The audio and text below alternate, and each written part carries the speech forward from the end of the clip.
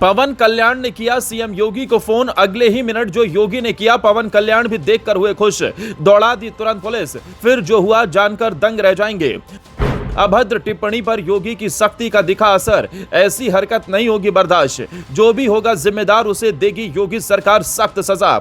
मजाक और मर्यादा पर बहस तेज।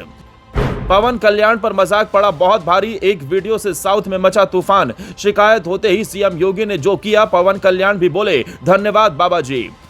जी हां, साउथ से एक फोन घुमा और प्रयागराज में बैठा कॉमेडियन उठ गया।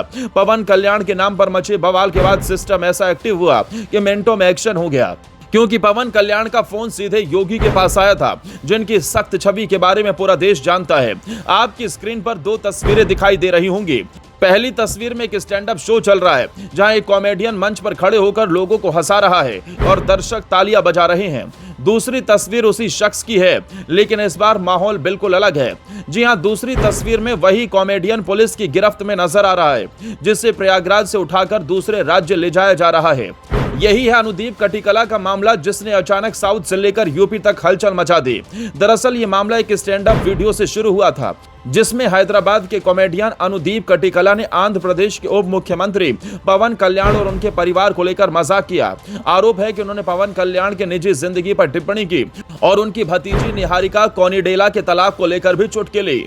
जैसे ही ये वीडियो सामने आया, वैसे ही जनसेना पार्टी के समर्थक भड़क गए और विरोध शुरू हो गया। मामला इतना बढ़ा कि 11 अप्रैल को काकीनाडा के थाने में एफआईआर दर्ज हो गई।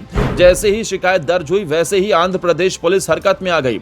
सूत्रों के मुताबिक पवन कल्याण ने इस मामले पर योगी से बात की थी, जिसके बाद लोकेशन ट्रेस होते ही पुलिस की टीम सीधे प्रयागराज पहुंची, जहां अनुदीप अपने परिवार से मिलने आए थे। शाम करीब 7 बजे पार्क में बैठे अनुदीप को पुलिस ने हिरासत में ले लिया।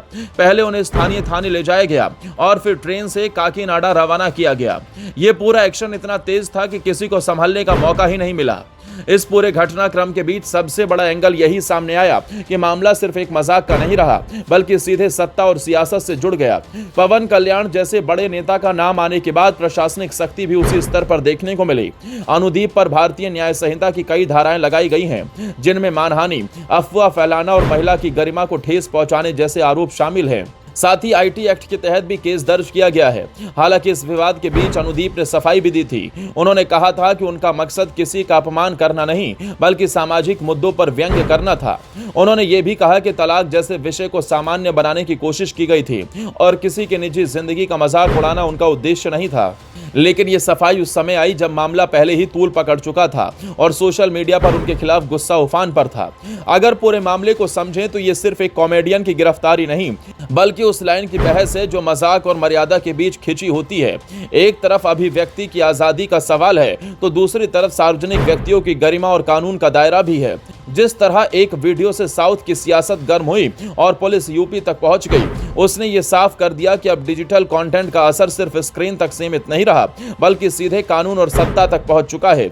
अब सबसे बड़ा सवाल यही है कि क्या ये मामला सिर्फ एक गिरफ्तारी तक सीमित रहेगा, या फिर इससे स्टैंड अप कॉमेडी की दुनिया में भी नई सीमाएं तय होंगी। क्योंकि जिस तेजी से ये पूरा घटनाक्रम हुआ है, उसने ये जरूर दिखा दिया कि मंच पर बोले गए शब्द अब सिर्फ हंसी तक सीमित नहीं रहते, बल्कि कभी भी बड़ा विवाद बन सकते हैं।